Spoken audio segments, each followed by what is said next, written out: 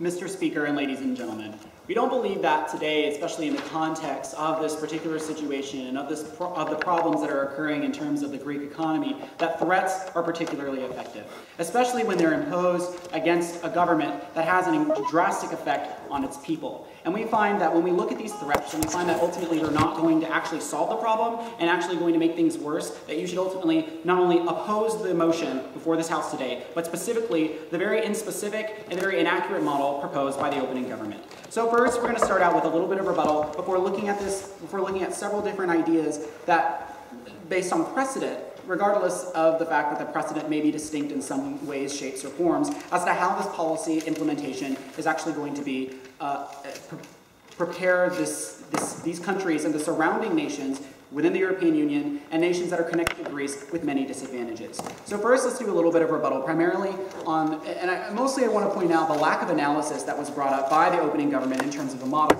But first, they talk about, in regards to Egypt, not having the same religious political factions because there's no Muslim Brotherhood and there's no European Union check. And I'll get to Egypt in a second in the positive matter, but in response to this, we would contend that there are factions within the nation of Greece. There are people rioting, there are people forming unions against this particular government, against the ways in which the government is thinking about implementing its different programs, but they're also forming factions in regards to the government as a whole. So these are people forming groups that are opposed to the way that the approach the government is taking to this problem, and they're disagreeing over different possible approaches that it can actually take. So there is a lot of conflict that's going on within the people in this nation, and we think that would only increase if the military was actually going to be taking control. But then they present you with this model that the Western democracies are going to stand behind the Greek democracies until a spark of economic recovery. But yet, despite this idea, they talk about the quality of life and they talk about economic recovery. We don't see any analysis, we don't see any precedent that they could bring up in which the suspension of a democratic government, but ultimately the controlling of a democratic government by that nation's military has actually worked in the past to support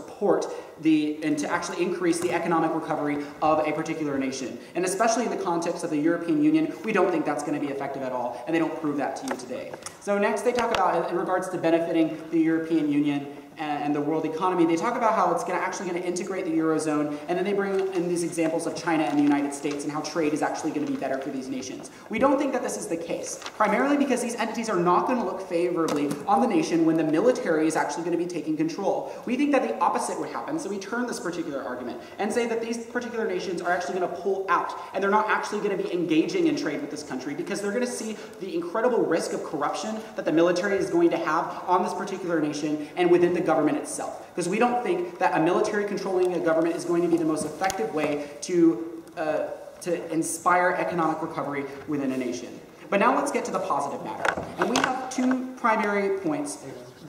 Stay standing. We have two primary points that we want you to consider in regards to the fact that this is actually going to make the problem significantly worse. But before that... Okay, you talk about riots and how the people are opposed to the government. Isn't that only another reason why we should have the best interest of the citizens in mind? Oh yeah, definitely. I think we should. And I don't think the military is that particular entity that's going to have the best interest of the citizens in mind. Because when you have a democratic nation, regardless of the economic state of that democratic nation, they still care about the people. And they still are voted in by the people. The military aren't voted in by the people. They're appointed by the government. And specifically this particular Greek government. So when you have the military that isn't held accountable by the people in power, supposedly helping to spur economic growth, of which they don't provide you any analysis, then actually that is not good for the people, the individual people who are trying to participate in this economy. But let's move on. We first argue that suspension is going to be long-term because the economic recovery is going to be long-term. And I'd really like to look at this fact.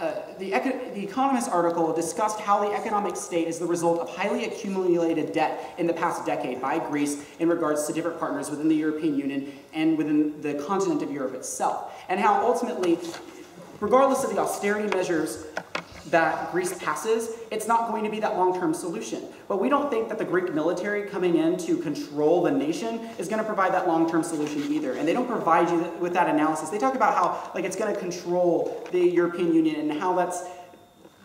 The implication is that through this threat of military control, the government's going to be... No, thank you. The government's going to be spurred into economic growth. But we don't actually see that. We don't actually see that as the case. We think that the best solution would be to have other nations relieve the debt. But this is not going to happen if the military takes control. We don't think nations are going to actually relieve the debt or even provide temporary relief for Greece in order to kick its economy back into recovery if the military maintains authority over this government and over the people within the nation. We also see that labor unions are striking, no thank you, and many company owners are showing disapproval of the current Greek responses. And if we think that if they're showing this particular, if they're expressing this already right now towards the mild austerity approaches that Greece has formulated, we think that this would only increase and that riots and conflict would actually proliferate if this particular model is implemented. So the quality of life they talk about is actually going to decrease if you allow the military to take control. So, which is our second point, that the military control is a terrible approach for several different reasons. First, in terms of the economy, and second, in terms of the risk of corruption. But first, let's talk about the economy. And I want to talk about military because when the military took control, it actually led to the decrease in the effectiveness of the economy. Because within a month of that control, the GDP in that country dropped 5%. But the reasons why this happened is interesting for two specific reasons, and we can apply these reasons to the current situation of Greece. First, that it decreases consumer confidence in that nation. Right now, there's already decreased consumer confidence, and we think that when the military takes control of the government, the people aren't willing to invest in that economy. We think, in fact, that they're actually going to leave the country because they don't trust it anymore, and we already see that happening right now. But second of all, we see that immigrants make up 1/5 of the workforce in Greece, that most of the capital it accumulates in this country is formed by people entering the country and providing and contributing to the workforce. And that this isn't going to be contributing anymore when the military takes control. Nobody likes a government that is controlled by a potentially corrupt group of individuals that are not held accountable to those people or to those immigrants. And so finally, we look at this idea of corruption. And we saw that in the case of Egypt, where since this entity is not held accountable by the people, it's actually going to lead to that risk of corruption. And even if it doesn't end up being corrupt, there's still that lack of trust. And because of that lack of trust, because of that lack of accountability, we are proud to oppose and urge you to do the same.